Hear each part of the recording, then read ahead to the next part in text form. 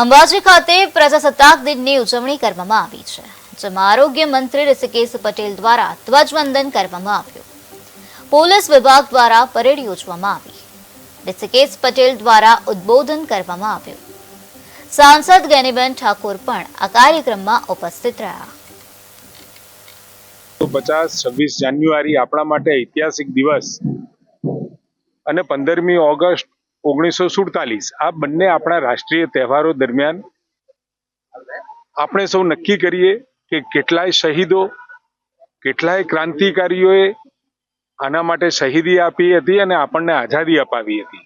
અને કેટલા ડોક્ટર બાબા સાહેબ આંબેડકરના નેતૃત્વમાં બંધારણની રચના અને કેટલાય લોકોએ આમાં પોતાનો યોગદાન આપ્યું છે બંધારણમાં. અને વિશ્વના બંધારણનો અભ્યાસ કર્યા પછી એક સંપૂર્ણ લિખિત બંધારણ આપણને મળ્યું છે. તો એ બંધારણનું માન સન્માન જાળવી અને મળેલી આઝાદીનો સદુપયોગ કરી દેશને નવા નિર્માણ તરફ, અને જ્યારે આદરણીય નરેન્દ્રભાઈએ આહવાન કર્યું છે વિકાસશીલ નહીં પરંતુ વિકસિત દેશની શ્રેણીમાં 2047માં એટલે 100 વર્ષ પૂરા થાય એ વખત ગર્વથી આપણે માથું ઊંચું કરી અને કહી શકીએ કે વી આર ડેવલપ્ડ. 1950માં જ્યારે આપણું બંધારણ અમલમાં આવ્યું એ પછી લોકો વડે, લોકો દ્વારા અને લોકોથી ચાલતી સરકાર એટલે એને પ્રજાસત્તાક દિવસ તરીકે આપણે એની ઉજવણી કરીએ છીએ.